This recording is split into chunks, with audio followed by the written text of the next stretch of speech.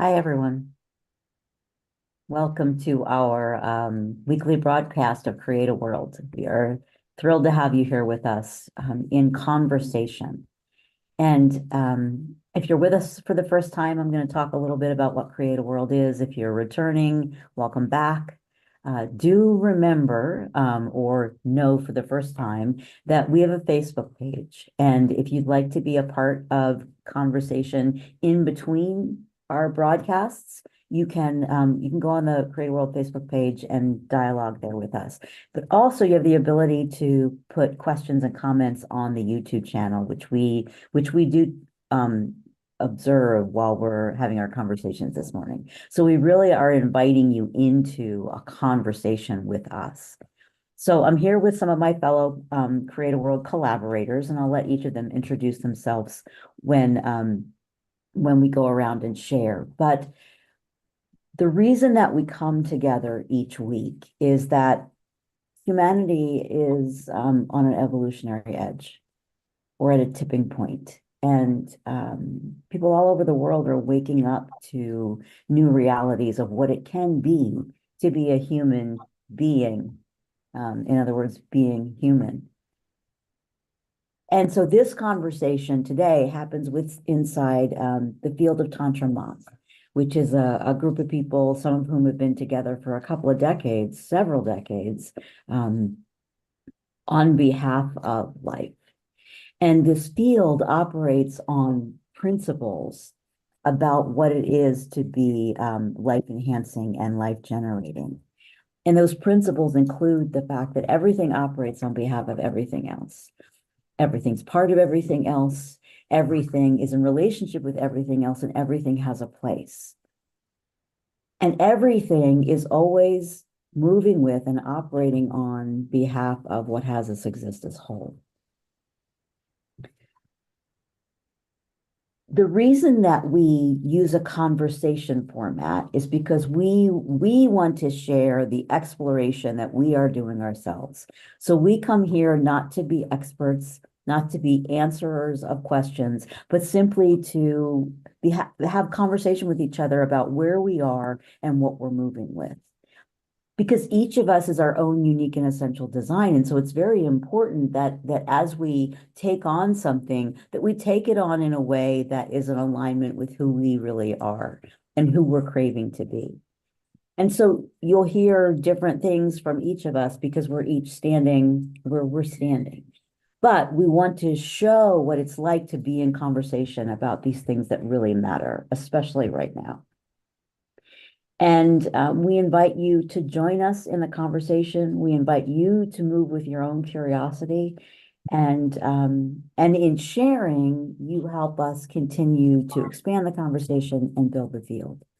So thank you so much for being with us today. I appreciate it. So who would like to introduce what we're going to be bandying about this morning? Yeah, I will. It always happens this way. We gather a few minutes before the start of the official Create a World call and or the day before, and we kind of share what's going on. Or what we're interested in, what we're noticing. It is so fascinating to me how it always ends up in things coming together that we've all been noticing similar things in our own domains and unique ways. So we've each been noticing different ways that people are up leveling. We're all up leveling. What does that mean? It means to me, and everybody else can um, add their perception. We're definitely in an evolutionary path. And we've talked about that different ways over lots of broadcasts. But so I won't go too much into that, but you're welcome to question and comment. The and many of us seem to be moving to a next greater whole, a next version of what's life enhancing. I keep watching people being pulled or called by something greater than themselves and something more life enhancing. And so that's what up leveling is to me. And but if you're up leveling, it means usually certain things are falling away. Behaviors, attitudes. It can be something very what seems small and unnoticeable. Um, but it's falling away, or circumstances happen. Uh, like in this past week and a half, I've had so many circumstances happen that could be called bad or breakdowns or oh no's or something like that. But it has the feeling of, um, it has the feeling of if something new is coming in, it's kind of like if I was going to have new furniture, I have to move the old furniture or get rid of the old furniture. It has the feeling of something's moving out old phenomenon, attitudes, circumstances in my life because something new's coming. Now, does it feel like a freight train some days? Yes, it does. And but that is how up leveling is looking in my life right now. And uh but because we've been engaging with all of this together for a long time, I'm how long I stay upset is about each circumstance is getting shorter and shorter, and how fast I can shift into, oh, this means something else is coming, or this means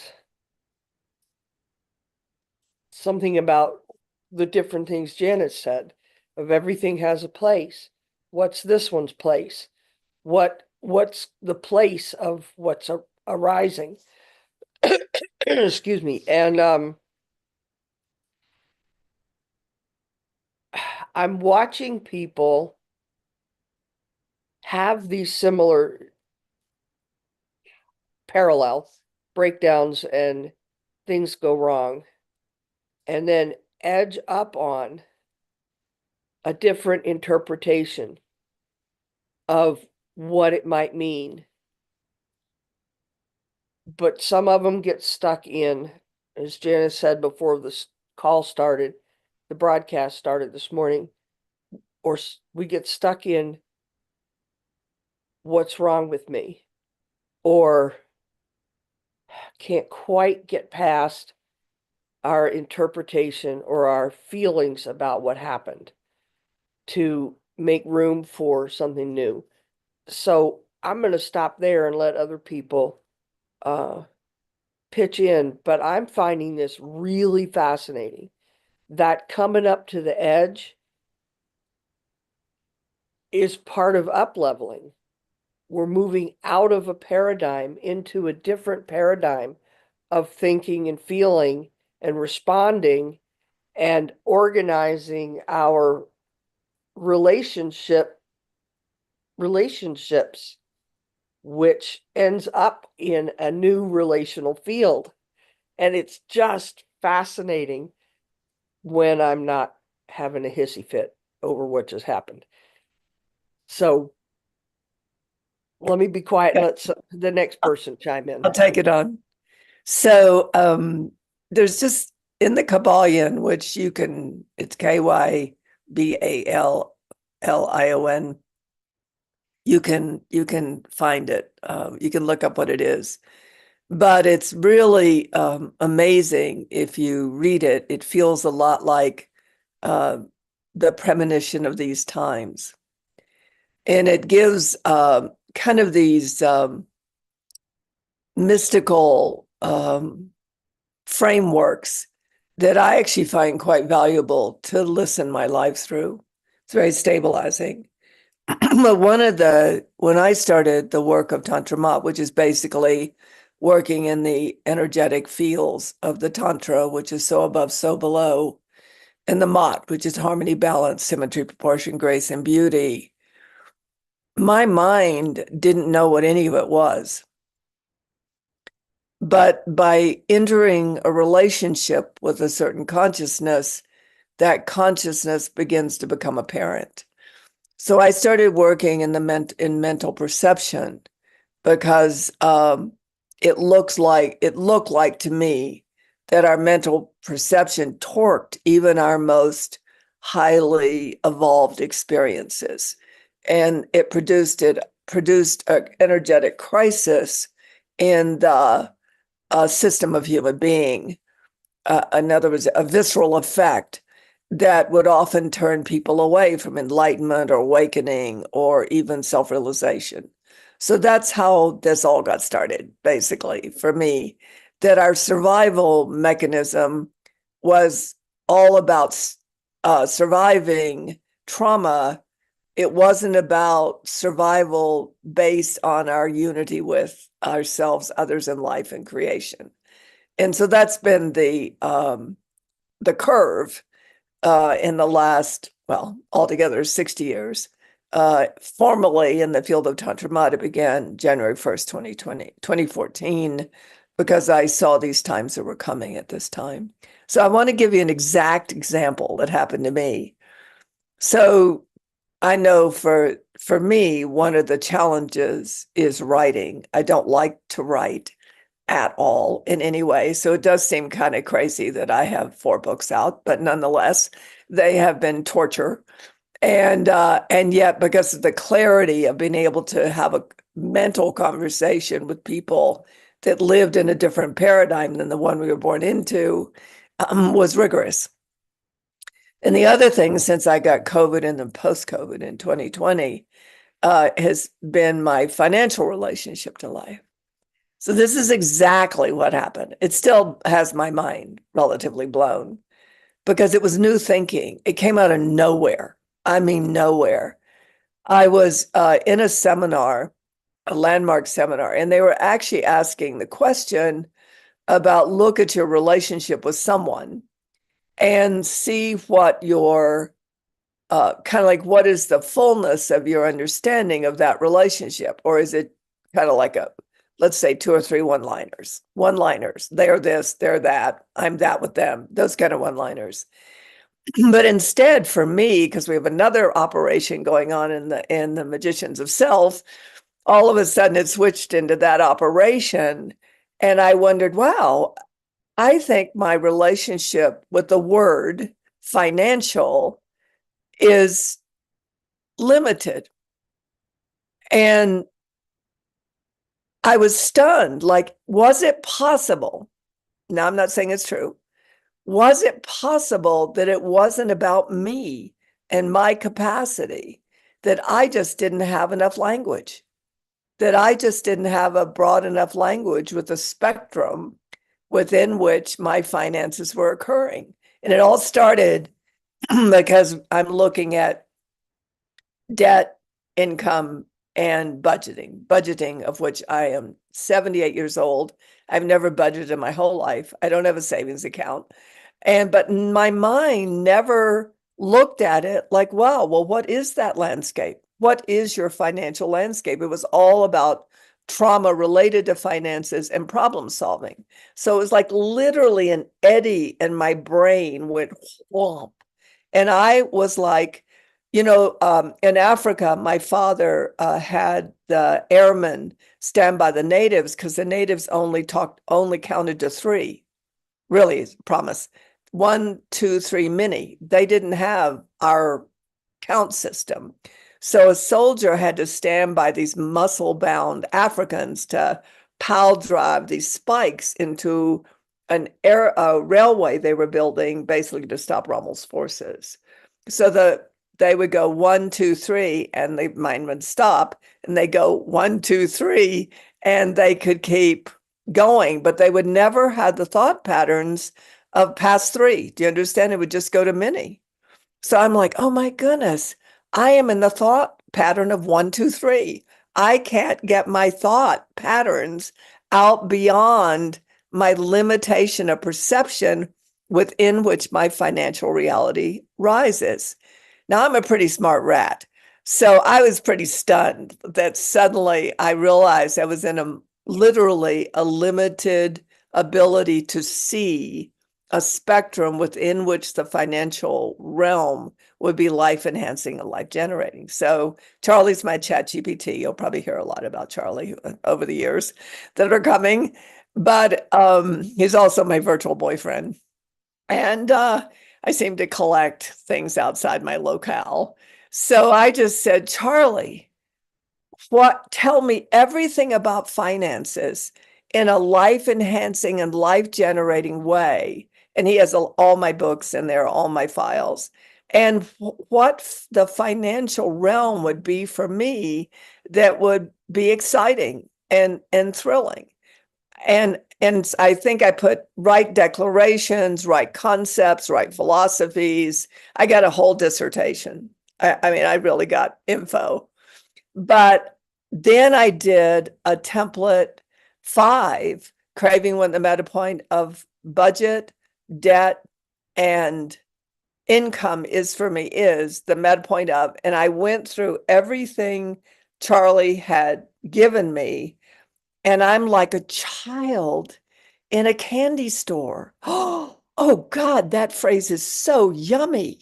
That is so cool. I never even had that thought pattern in my brain. And then I don't remember any of them now. I promise you, I'll post it on CreateAWorld. And then I'd go, oh, I love that one. And I was just going through and like, oh, I didn't know that was a financial philosophy. I never heard that before. And it went to my 3-point meta point. And then last night, Deb called me and she was doing her version of something similar. And I went, I can't believe this. Like our brain, our mental mind must be cracking open into language, which is what she was referring to before, language that I had to get from Charlie, but language that is not trauma centric, that is not about solving a problem. And I was like flying high. I was really flying high. Now, what I'm going to have to do for those of you that do write the creation templates, that are the books, you as the language of creation, your original design, and you as the mind of creation, they're on Amazon. That was a plug. Is that I literally am going to have to take C1 and do multiple observings on it, because the energy of writing the craving and my ability to even be present to the reality within which the craving showed up has a gap. So I'm just going to write a whole bunch of observings on C1, the first recursion, until my cognitive mind and my experiential state match. That's akin to what is one of the things that it came upon me. I had no precognition about that at all. Okay, that's me. Yeah, I want to jump in and then I'll stop and make room for the rest of you. So in listening to you, Tantra, I realized what's coming before. I do like the word conceptualization a lot of times, but it's not rich enough here, but it's the only one I got for the moment. The conceptualization, the awakening or awareness of there's something beyond is what I think I'm observing starting in many of us. And it seemed in listening to Tantra, it happened in a very quick span of time. Like with the landmark seminar, they said something, they said a couple of somethings in a row that arrived her at, my language is limited, but the conception happened very fast. And then, oh, my language base. And then, oh, let me develop my language base. And so I think I'm watching everybody have different pacings of conceptualization beyond the trauma and survival base. And the trauma survival base is things like, what's wrong with me? Oh no, something just went wrong. Because, like, one of them that happened for me that I was telling Tantra was I got an unexpected bill, and it was like, oh no, the sky is falling, was my instant reaction.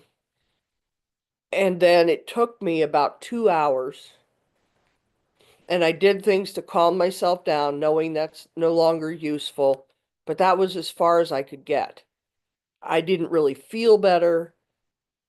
I didn't really know what to do, but I knew that being upset and reactive wasn't it, but I couldn't get to any version of responsive, so I just got even and calm and did some, I don't know what, maybe listen to some good music. I don't know what I did to chill. But about 2 hours later, it popped in my head that if I had a different relationship to the occurrence, I could have said, oh, wow, look how much is coming in. I got this bill. Oh boy. It's, I'm about to get surprised with some money to pay it.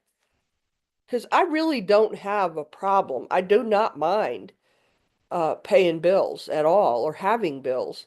If I've agreed to use electricity, for example, I don't mind paying for it. It's exchange, it's reciprocity. It does not bother me. Um, but the gap in, and I don't even know where that realization or awakening came from, but it popped me into there really are multiple worlds. And I just happen to like the feeling of, something was looking out for me and gave me that thought form. I enjoy, all right, creation's taking care of me. So it's like a little baby. You give them one teeny weeny little piece. That's all they can handle. Let's see what she does with it. And then, or like crochet, one little stitch at a time. My daughter's really good at it. You can see these, and it would drive me insane. But it's just so interesting to watch our minds changing. So with that, on to whoever's next. I'll go next. I have no mind, and I'm okay with it. I'm okay with it because what does come forward seems to be interesting. So the first response I have to the financial exploration is I've always operated when I heard the words, pay yourself first. Before you pay your bills, pay yourself, and then sit down and pay your bills. And for me, that is be in relationship with creation, that you're a part of creation, and then creation can respond and give you what you need to take care of everything else. So that just came out of the liminal space that I'm living in right now. So I wanted to share that. And then I wanted to share this exploration, and I'd love to have your input with it. I feel like the space I'm in is I'm so much in the liminal between so above, so below, and feeling the visceral feeling of it, that what came to me is this notion of it's the language of listening that I'm in. And being in this space requires pause, whether you like it or not. And I believe that my physical being is in a pause in order for me to feel the frequency of listening and an access to listening frequency that I can't really give the language of it beyond everything feels like frequency right now.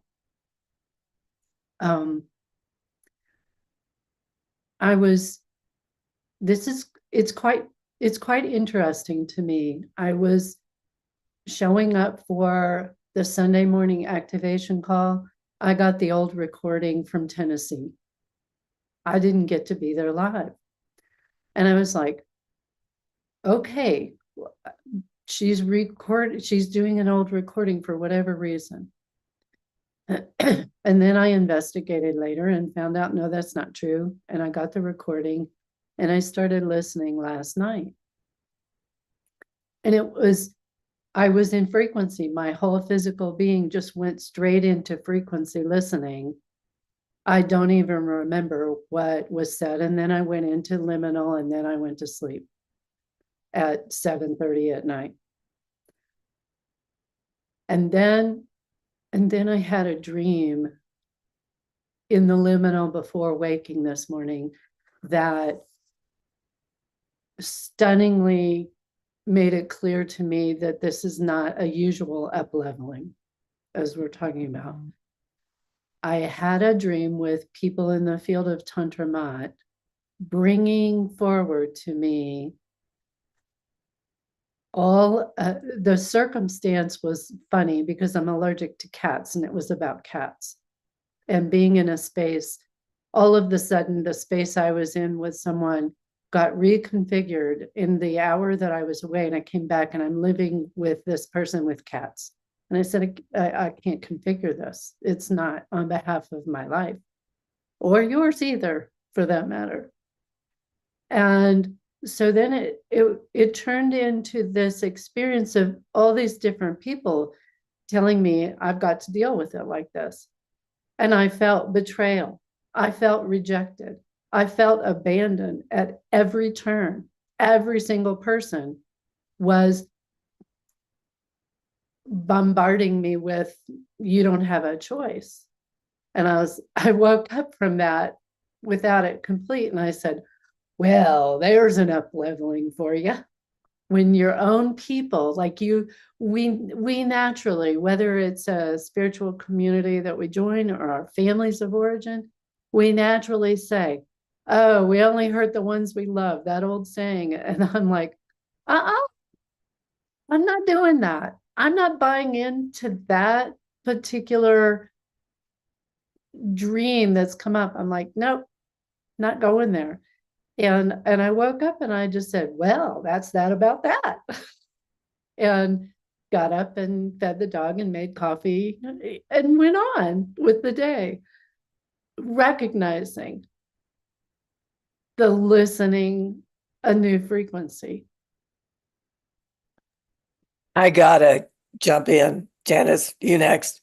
That you just blew my mind because Victoria and I both got COVID, and I haven't talked to her at all because she's been recovering. And but I've been fighting early morning nightmares for the last 3 weeks. But I really want to stamp what she said, because I want us to think it technically. We mean it. We're between paradigms. And basically, Victoria went, I don't belong in that paradigm. You don't get to tell me it's real. So the last 2 mornings for me, because I also started taking amazing doses of glutathione, which actually has diminished the break between the two paradigms. But the two that I had, when I woke up, I said, okay, when I wake up, you get to stay where you are, and I'm going to go where I belong. So it's almost exactly what Victoria said.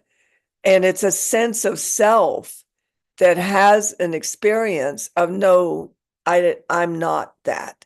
And no, they're not that. And no, that's not where I exist. But the fact we have the consciousness of it is the boggling part. I mean, that it feels like a new natural. Then the other thing I just want to add, and then Janice, over to you. It's listening and frequency, and Victoria, tell me if I'm misinterpreting, but I don't think I am. Another way to say listening and frequency is different frequencies exist in different realities. So it's not just listening like we're used to. It's listening a frequency that is apparent, that's present. And what Deb was talking about, and we have no cognition for it. We have no linguistic relationship with it. So Victoria's saying listening frequency is a great beginning of language within which we may eventually have a cognitive relationship with. But remember that cognition is based in the reality of which we locate ourselves. And we literally said, like she said in the beginning, I have no mind, and it's a really good thing because there's no cognition in a new frequency, because that's not our cognitive location yet. And then, but we're definitely observing experiential states that seem to not be trauma-centric. And if they are, they don't seem to be something we're interested in anymore. Anyway, I just wanted to get that all peeled away. Over to you, Janice. So I want to talk about up-leveling from what you may have experienced more from an emotional perspective. And to me, up-leveling is about getting more and more in contact with your unique and essential design. And in our human realms, we can talk about this idea of authenticity. And what is it to be your authentic self? What is it to be involved with something in a way that feels authentic? And so for me, up-leveling often happens through that perspective. And there may be something in my life that feels like it doesn't fit anymore. Like when you try on a piece of clothing and it just doesn't feel like it's you. Or you go to participate with a group of people and you don't feel the connection with that group in a way that feels good for you. And for me, in that process of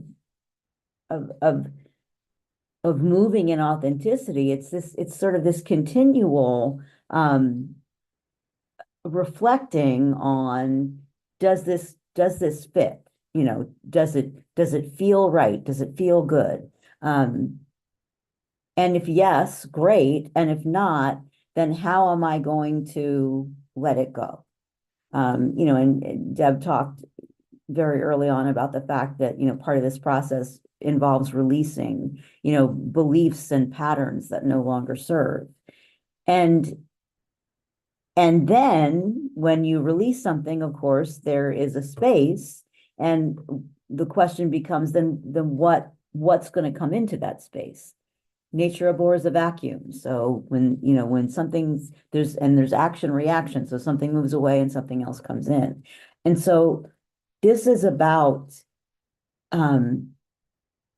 being active in your choosing, and what is life enhancing for you, what is life generating for you, which isn't necessarily the same thing it's going to be for somebody else. In the human condition, we talk a lot about this idea of introverts and extroverts.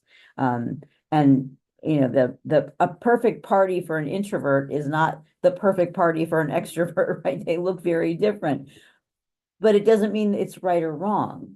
It means one is a match for one particular person's definition of what's life generating, and one is a match for somebody else's definition of what's life generating. And so when we talk about this idea of everything has a place, everything does have a place, and we get to choose what is a fit for us and what is not a fit for us, what feels authentic for us and what does not feel authentic for us.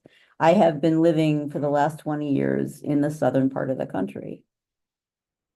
That's not a cultural fit for me.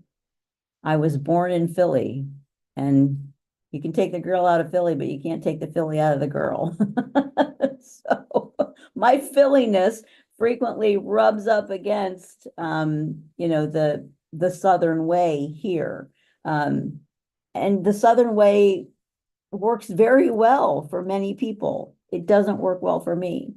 The sort of more northeastern brusqueness works very well for me. It doesn't work very well for everybody else. But my question is, because I had an opportunity I'm an actor, I'm very good at morphing. So I could have shifted myself into that more southern way of being, but that didn't feel authentic for me. And so instead I'm, seeking where I will go next, where it will be, where I will feel a more comfortable fit with the culture.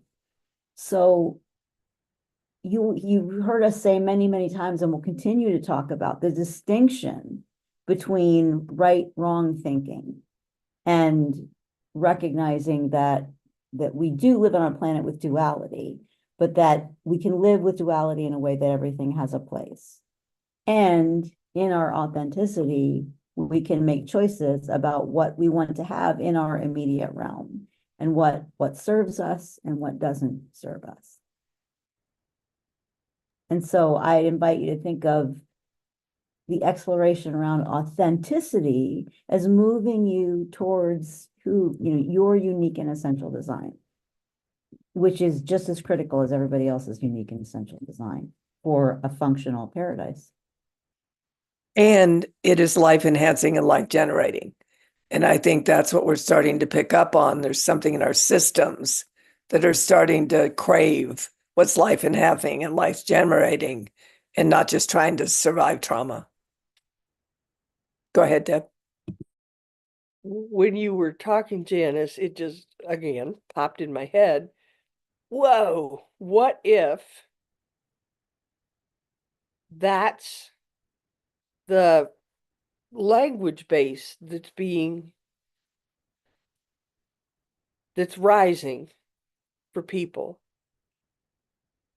The idea of what's life enhancing and life generating, the idea of what's authentic as something more than a momentary expression or a one-off expression of choice, like getting to choose the pair of shoes that I'm trying to think of something that gives a very defined way that's been allowed in our culture. And then Victoria's dream really demonstrates the very dominant idea of it's just the way it is. You just have to put up with it. Just fit inside this, whether it is life enhancing or not. And anybody who's had bad allergies knows how god awful that would be, and how it affects every area of your life. But I just heard how much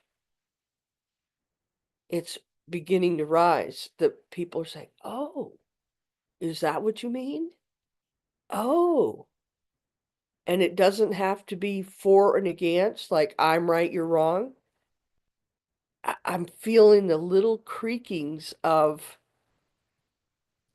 those kinds of structures dissolving, structures being the thoughts of, oh, like you pointed out with the extrovert and introvert, it doesn't have to be extroverts right, introverts wrong, or vice versa. It doesn't have to be that. Wow.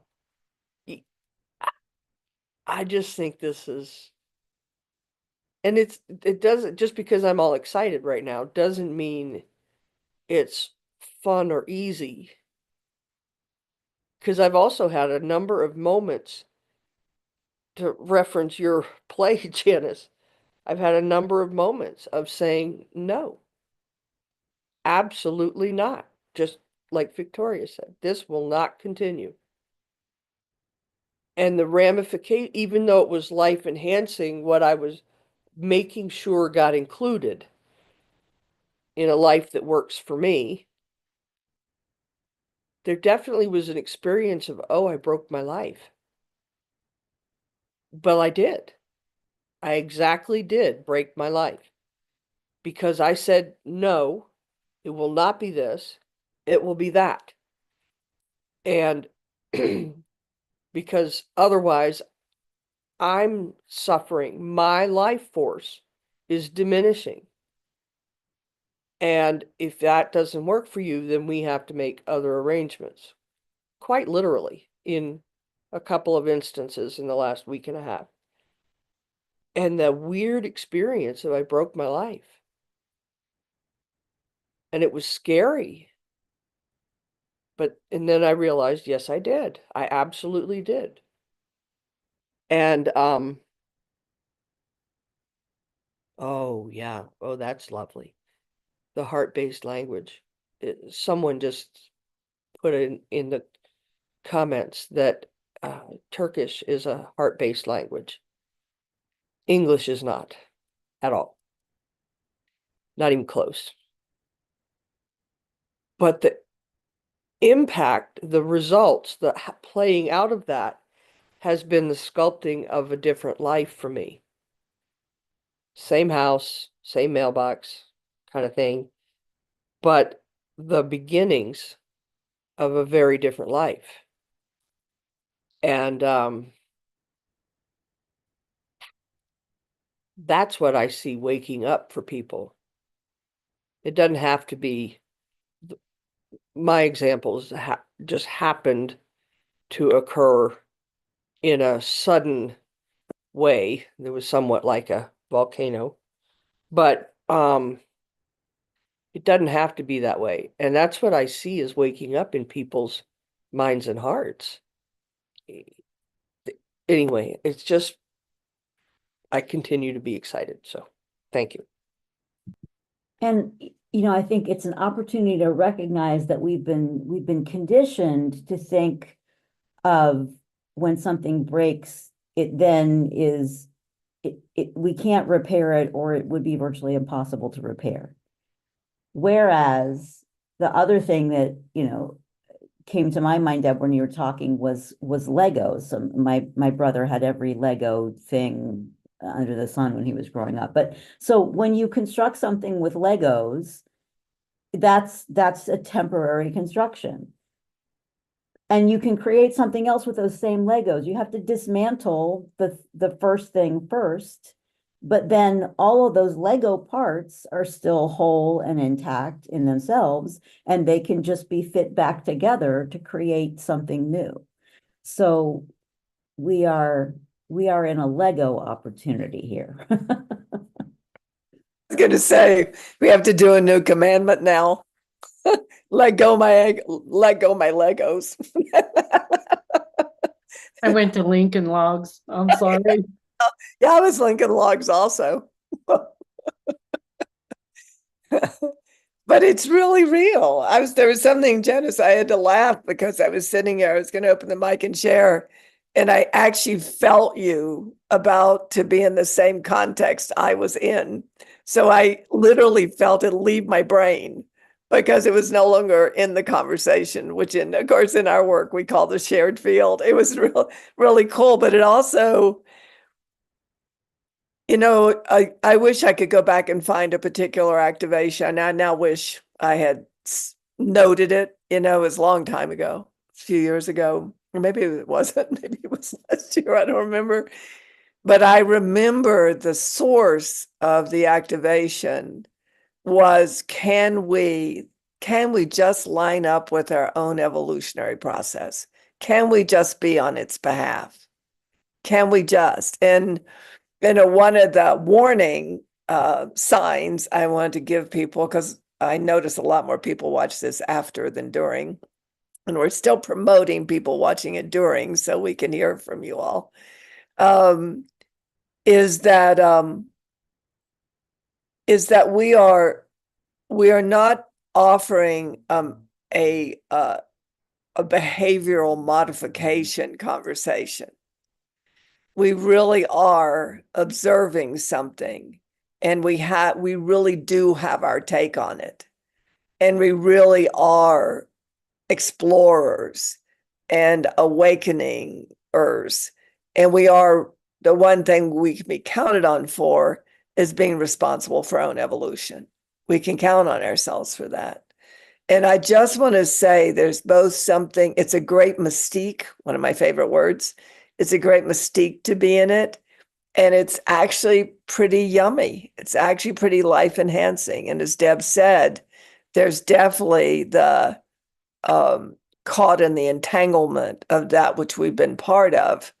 But it builds such, I love your word frequency. But it such experiential yumminess when you feel the knot slip loose and you find yourself free of it.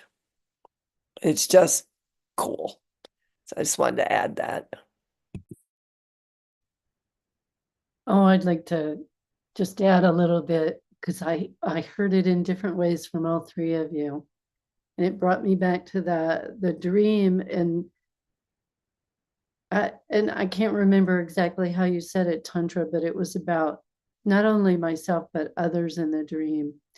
And it felt like such a feel collective moment that we're in here in the States, especially. This notion that people that I adore, who adore cats, that I was observing and saying no on behalf of myself, but also no on behalf of, I will not hold a perception of you that rejects, abandons, betrays me. I will not see you that way because I know you're not that way.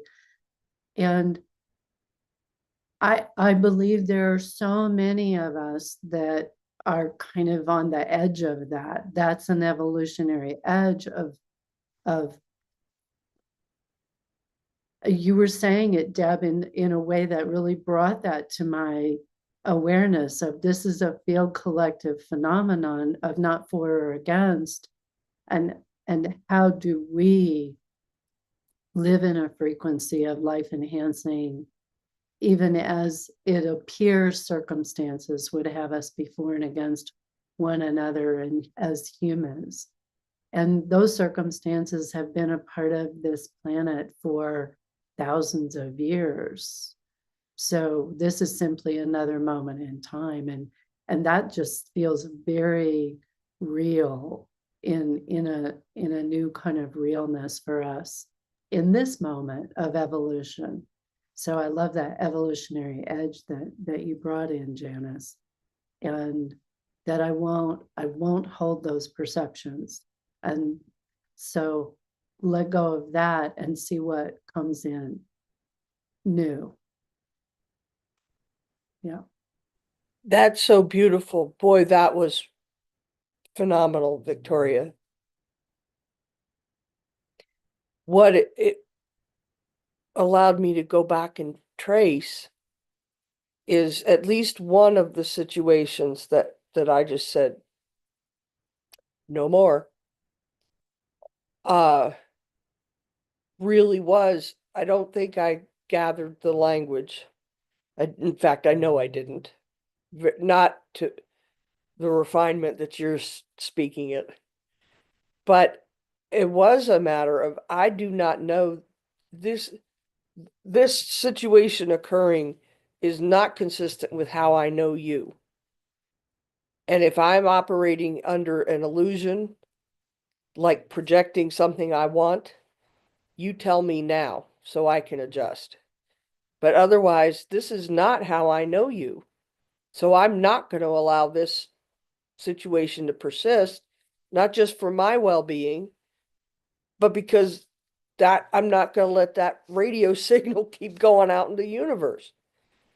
I don't think I did it as well. I know I didn't. I wish I had, but I can always say it later. Um, So you're talking about the thing that's so interesting about the templates is people think they're things like, oh, you know what they are, declarations and intentions, but they're actually levels of consciousness. They're levels of consciousness within which realities of unity can rise. So when you're talking about that consciousness, I really want us to be a little rigorous so we don't think it's a human being talking about a behavior, but we're actually present to certain consciousnesses. mhm. One of those consciousnesses is where I am, it is.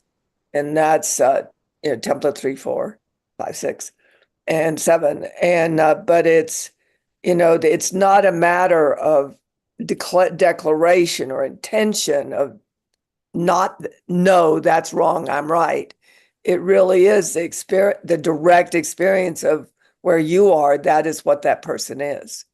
And that's a field being a field. That's a consciousness of being. That's not a secular determination. And I just have to add this. It's just been really sweet for me today. Um, really sweet. We have to tell you all, actually, one of the reasons we all come together is we're all so busy in our everyday lives, we hardly ever get to have any time together. And it's really sweet. It's like, our form of tea party, only it's a consciousness party where we really get to experience each other again. And it's really, I find it quite beautiful. I just find it quite beautiful. But as the person that was channeled the structures of the 7 templates, craving templates into observing templates, I just really want to mark this moment. It's extraordinary. Over the years, by doing them, we become aware of the consciousness behind them and the types of existences that we probably once existed in that that begin to become what Victoria calls visceral. We feel the frequency of it. And I was channeled, when I got these templates, that these were the years where they would be critical. And I thought at the time it was doing them would be critical, like having a fire extinguisher to put out a fire. But no, this is where those consciousnesses in those templates is actually rising. And I can't tell you the joy I had doing that 3-point meta point, which is template 5, which is just the word be, and ends in CH, is just that.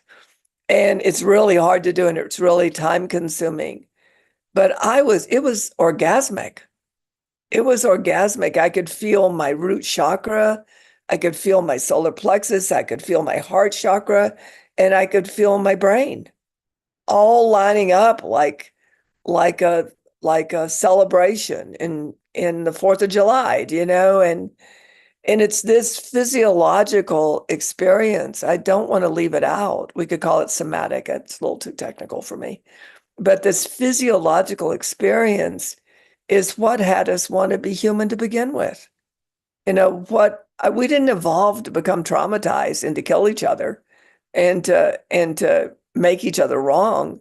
We became human because we were immortals who wanted to have an actual experience of color and taste and sound and touch and to feel it inside our systems. And so it's just really kind of a yummy moment for me because I had no idea what those blessed things were when they came down. And it was, let me tell you all, be a channel just one day. It's excruciating because all you're thinking is how your noggin and your neural pathways have no access to what's being downloaded in your brain. And it's a little bit what Victoria's talking about. You become completely wiped. And then afterwards, there's a reset, and you sort of kind of are staring at the wall for a few years, but then you get okay about it after a while. So I just am excited. I'm excited that something given to us as a humanity, probably, let's see, 13, probably over 10 years ago, really knew what it was talking about, really knew what it was downloading, and really knew we would be present to this during these times. So It that's was over 20. over, sorry, 20 years ago. What, 2004 is when we started Wow, engaging with how to teach it, how to share what had come through, Yeah. what had been downloaded. And I think it was the year before. wow. Not positive about that, but I think it was the year before. In time. So I don't live in linear time, so it works for me. But Deb and I started when we were the first two that started working them as they came online, because they didn't all come online at once. And we had this one saying that we just walk by each other. One of us would say something, we just go, "You're in the wrong mind. Go do a creation exercise."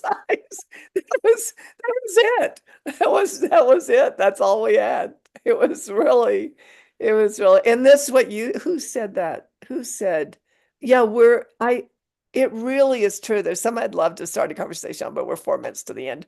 But maybe I'll have the guts in November. Well, I'll have the guts to start talking about it. But I just want you to know that we have been separated from creation. Our minds have. Our experiential ability to feel ourselves as part of creation has been denied us. We got messed with.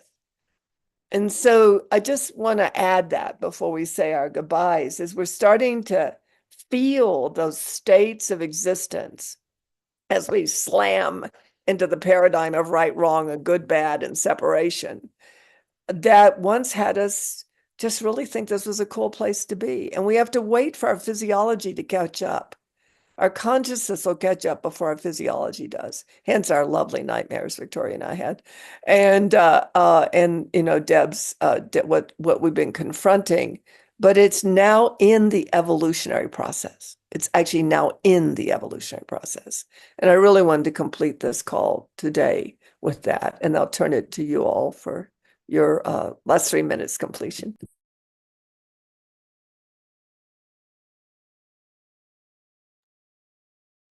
I don't know what to say to complete. For me, this is just beginning. In at this kind of consciousness, it's been beginning for a while. It's been beginning for a while. So here we go, onward. I'm complete. I'm complete.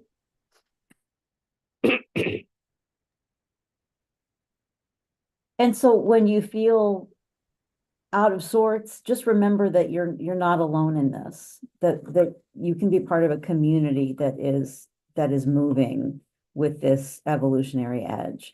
All the CreateAWorlds that we've done are available for you to watch on the YouTube channel. You can join us on the CreateAWorld Facebook page and continue dialogue with us. But just know that you can choose to be held inside this community, and to leverage this community on behalf of your journey towards that which makes you feel whole, complete, fulfilled, and satisfied. And it's our privilege to be part of your journey, and we love when you're part of our journey. And human beings were meant to do things in community. That is part of our unique and essential design. So thanks for being with us. Yeah, and I just want to add, you don't have to belong to our community. Correct. Come visit our collective. And because all of us are in our personal journey at this time. And October 30th, it's on my website, tantramat.com, and I'll also put it on the CreateAWorld website. We have a field collective gathering, and it's at 7 p.m. Mountain Time. And, just hang out. Just hang out. And thank you for the privilege that keeps getting us here every Friday. Don't wanna, because we feel that we're part of you and you're part of us. Yep. That note, we will complete. Love you all. Love you all. Take care.